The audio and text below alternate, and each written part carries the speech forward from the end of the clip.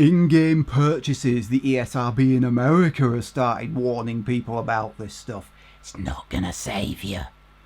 Here in Britain we're on about getting rid of loot boxes, or at least classifying them as gambling. Anyway, that's a completely different thing. Greetings YouTube, I've been trying to do this video for a couple of days. I don't know if it was my internet or my capture software.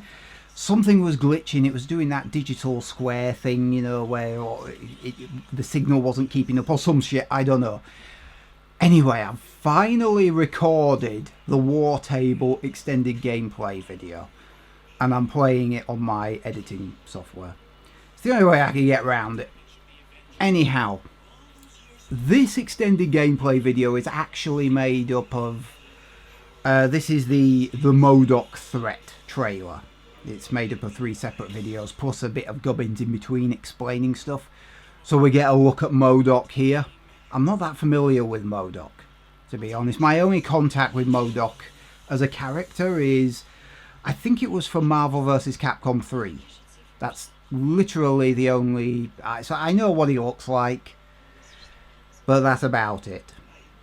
What I don't get is, first of all, how did the Avengers get labelled the threat? And then secondly, how exactly did the American government think it was a good idea to hand over security of the country to a single scientist, a single science laboratory, who then immediately built an entire army of robots? How did they think that was safer? You know what I mean? I'm having trouble with that. I know the thing that, you know, Bruce Banner tells them, you know, that, you know, the Avengers are a threat, and well, whatever. I'm just having trouble swallowing this. I know they kind of did this with Age of Ultron, but it was bullshit back then. It's bullshit now. So this guy's gonna rabbit on about some stuff. Yeah, that's where Bruce Banner goes. This is where he does. Yeah, whatever, arsehole. Moving on. Where is it? This is gameplay. This is Once an Avenger, a mission. This is also viewable as a separate video. Gameplay footage was captured directly from a pre-release game build. So this is apparently going to be pretty close to what we're going to actually see in the game. I hope they don't do an Aliens Colonial Marines on us. I don't think they will. Marvel have been riding so high with the cinematic universe, and they've done so well with the Spider-Man game. They'd be morons to let this go out the door in a crap state, I think.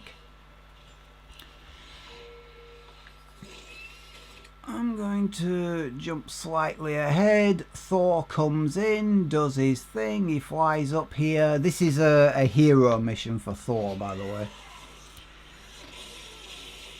And he obliterates that first robot so easily, it makes me wonder how the hell he has so much trouble with the next 5. Yeah, you have to blow 5 of these up on the deck. Plus a really big one at the end, but he calls out his ultimate. So the A-Day trailer, I feel like whoever was controlling Thor was limiting the use of the moveset to particular moves, because at first he does single hits with the hammer, and then later on he starts spinning it like this. So it was more of a showcase, and I think maybe they didn't have all the moves ready. This one though, he pulls all sorts of moves out of the bag as he goes along. He's just using everything here. This is much better to see what's what. We got a warning triangle above that enemy's head there. So it's not just Black Widow that gets those. I'm assuming that means that Thor has some kind of counter move, because the yellow icon presumably is a counter. You can counter this move, and the red icon is you should get the hell out of the way of this move. This entire video lasts, I think it's about 7 minutes 40 seconds. The Once an Avenger video. And considering that he blows up 5 of these things, you'd think it would get old fast. Nearly. But It actually doesn't, because the mission doesn't take a huge amount of time to complete. You don't really have time for it to get old. And that robot, the red icon above his head, I've forgotten what those robots are called and I don't care. They basically, to me, they put me in mind of what are they? The Sentinels from Days of Future Past. Another yellow warning there. I think Thor just did an assault power there, because you'll have light and heavy attacks, and apparently you'll be able to hold the attack button to perform what are they called, a signature move. And you'll also have access to an assault, a support, and an ultimate ability. So that quick lightning burst he did with the hammer, that was his assault power. And later on we'll see his support and then his ultimate as well. Tag team move. Apparently enemies have a health gauge and a stun meter. You fill the stun meter and you can do that finisher on them. I'm actually surprised that I'm finding things to talk about for so long. I think whoever was playing there was trying to guide Thor in, trying to slam attack the machine. Couldn't quite manage it. It gives you an idea of his turning circle. It kind of sucks. Enemies, of course, using freeze powers against him. And this enemy has like flamethrowers around his base. I'm not sure what he got. He got stunned once by the flame power there, and then he sort of went again and got stunned again by something. I didn't see what it was. Different tag team finisher. So nice to know there's more than one. Otherwise it's going to get old after a while. You're going to see the same thing repeatedly. Iron Man coming in and joining the fight. There, obviously we haven't got a HUD on screen, so we can't really see everything. I'm assuming that the Hulk is still here. There is the support ability, that lightning burst. I believe that lightning burst gives Thor Odin strength or Odin power or something. I don't know what that means. I'm assuming improved attack and defense. And if an ally is nearby, it grants them temporary invulnerability as well. So the support powers are that. They're designed to support and enhance the team. I think that was another burst from the assault power there. That's my favourite move. I don't know why, don't ask me to explain it. It's where he throws the hammer, lightning is called down at that location from a distance. I just like it. And he's already wrecked all of those 5 robots. At least I think there's 5. Because this is the really big one at the end. That enemy just shot him down. And I think the main robot just shockwaved him off the ledge. Oh well. I don't know what this yellow effect around the screen is. Again, you can't see the HUD. Is it because he's taking a lot of stun damage or health damage? He just fired off the support power again. His 2 uses of that support power, by the way, are just over a minute apart on the timeline. Which means that and there was a bit of a cutscene in between, so it's about maybe 50 seconds between them realistically charging the support power. And I believe the support ability lasts for about 8 seconds. And this is his ultimate, it's the Bifrost. And I'll be honest, it's a bit pithy, but a cutscene interrupts it, so it just doesn't look very flashy. But again, cutscene interferes with it. But yeah, his support power at the very least, I reckon has a maximum 50-second charge. So, and it lasts for about 8 seconds. For a 50-second charge, I'd prefer it to last for something like 15-20 seconds, but they could tweak those settings later on, it doesn't matter. It doesn't make that much of a difference. I just don't want them to do what they did with Destiny. Like, mostly gunplay, and then you have to wait 5 years for your grenade to recharge. And then 7 decades for your ultimate to become available. I just hope they don't do that. So here you can actually see the HUD. You can see I'm assuming this is his health gauge. I don't know what this is. On the enemy, it's like a stun gauge, but I don't know what it is for the heroes. It has the hammer icon, but does that mean anything? Because it's Thor, he has a hammer, duh. You can see the objectives and a health gauge for your teammates. So you can see at this point in proceedings, the Hulk is already here. And you can see, I'm assuming this is the assault and support powers, respectively. And if we fast forward, you can see that Iron Man has joined in, so the Hulk is still there in the fight. And on this shot you can see that the assault, support and the ultimate is available. Some assaults will allow you to store multiple charges, depending on the character I suppose. And at the top here it says respawn restricted. So maybe that's because of the type of level you're in, but then again, there's no other heroes in this level, so this is probably a solo mission. And you can see hacking progress, so I'm guessing this is some sort of, well, it says capture and hold server, so this is some sort of point defense mission. But really, you're having to do this on your own, and the icons are red, so they're all held by aim. Also go on at this point about you having different types of attacks. This is the Hulk, obviously. He's got combat, heavy attack, grab attacks and rage. I'm guessing some of these are going to be named differently. I'm just looking at this sequence to see what Iron Man's laser attack is. But it doesn't appear to change any of the 3 gauges when it's fired off. It seems to just be a standard move. It's not an assault, support or ultimate. Well, it's definitely not an ultimate for the damage it's doing, but it's nice to know that you'll be able to do that laser attack whenever you want. I like that. Another thing with respect to the levels or areas, missions, whatever, we've got the helicarrier in the middle, which is obviously your base of operations. You've got Utah Badlands, and then you've got Pacific Northwest, Eastern Seaboard. If we go to this one, we can see at the top left it says Eastern Seaboard, so this is the Eastern Seaboard map. And then at the top we can see for this one it says Pacific Northwest. So I'm guessing that this is something akin to what Neo and Neo 2 does, where you have a region and a number of missions in that region, then once you've beaten them all, you move on to the next region. Or maybe this game allows you to play through, maybe it has multiple regions open up at once. But there's a fair few icons here, and I'm assuming that some of these are story missions. I don't know whether any of the other missions will come and go over time, whether they'll switch out. I'm hoping not many of them do that.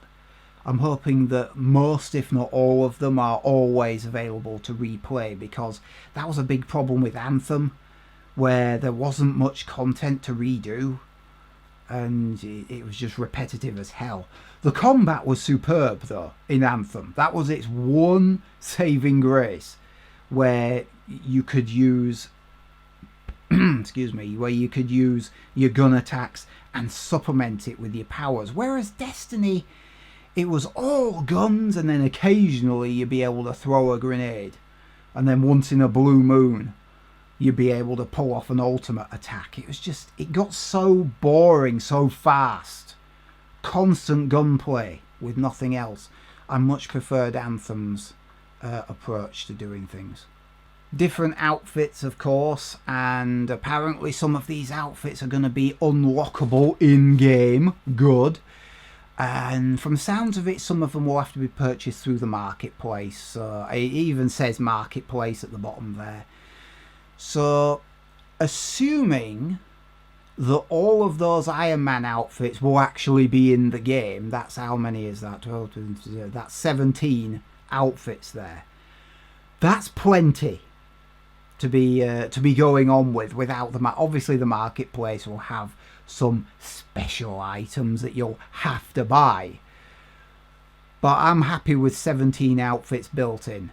That's lots. And assuming that that is the same with each character, I'm happy with that. Emotes, again, it says unlocked, so all of this is just in-game presumably. And then again, the marketplace is down here. And just at the end of this trailer, we get a shot of what very much to me looks like the Hulkbuster. I suppose this could be Iron Man's ultimate. I don't know. I remember two of his moves from the A-Day trailer, which was the wrist rocket attack and the chest repulsor beam, the unibeam, whatever. I'm wondering if this is his ultimate. Maybe. But I don't know, because again, assault support ultimate. The wrist rockets is very much an assault type power, and the unibeam, the chest beam, is again an attack. It's not very supporty. So I've just invented a word. So, which makes me think that this is probably a story-based thing. You're not going to be able to call down the Hulkbuster whenever you like. I'm thinking the unibeam, the chest repulsor, is your ultimate. What else have we got? We've got these... you're going to have factions, much like Destiny. Marvel, please stop reminding me of Destiny. I thought it was a decent game, it's just that it was lacking content. But you're going to have factions which are going to give you missions. And you're going to have general gear vendors. Now, this is another thing. At the bottom here, it says specialty items.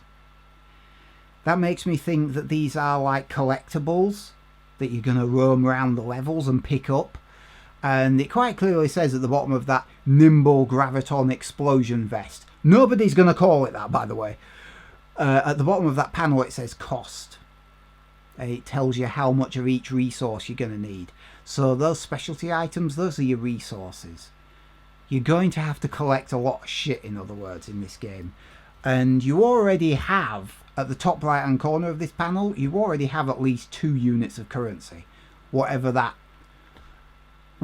either of those are, I don't know.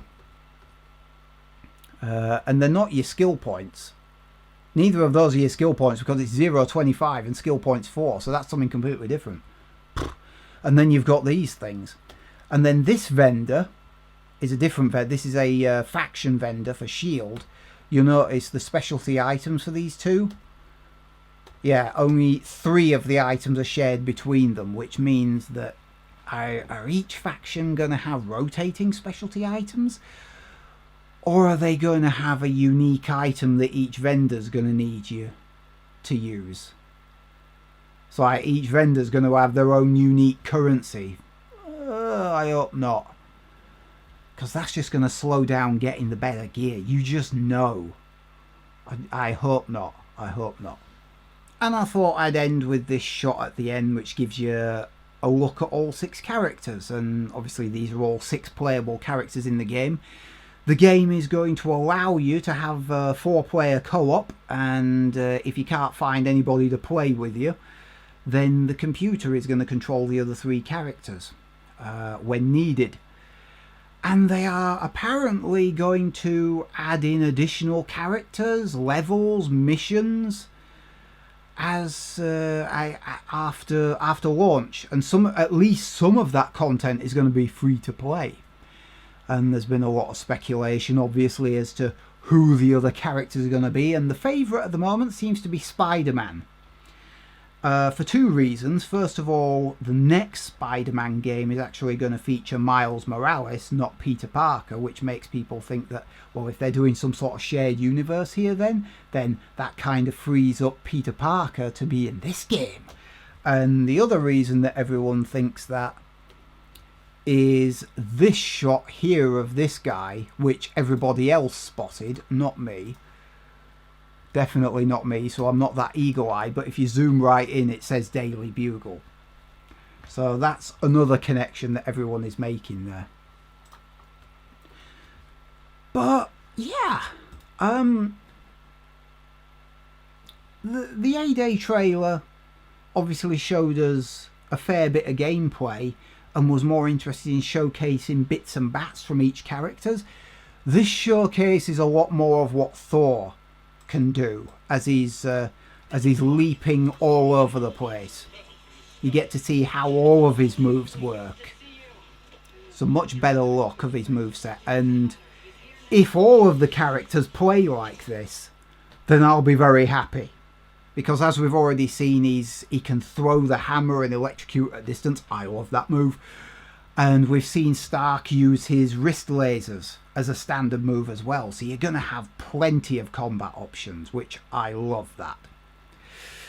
So yeah, I'm very hopeful about this game. It seems to have lots of levels, lots of moves. Only 6 characters on the roster. And initially I thought, oh, only 6. But then I remembered this isn't a fighting game. This isn't Marvel versus Capcom. This isn't DC versus, what was it? Mortal Kombat. So it doesn't really bother me in the slightest. In that sense though, what is it? Destiny has 3 characters technically. And why am I so terrible with naming things today? Anthem has 4. So all of a sudden having 6 on the roster doesn't look so bad. So that's that. That's my take on the War Table extended gameplay video. But I'm very hopeful about this game. I don't think that Marvel will allow, I think it's Crystal Dynamics, to cock this game up. Because they've been riding so high with the cinematic universe. They're not going to want to, Spider-Man as well. They're not going to want this to fall flat on its face. They're going to want to knock this out of the park. Maybe another reason why they've restricted it to 6 characters. I noticed that out of the original film Avengers, 5 of them are here. Hawkeye can't seem to catch a break ever, can he? I'm not complaining though. We get Kamala Khan instead, so that's fine. Okay, I think I'm done wittering now on this one. Like, dislike, comment, subscribe and share, all that jazz. See you next time.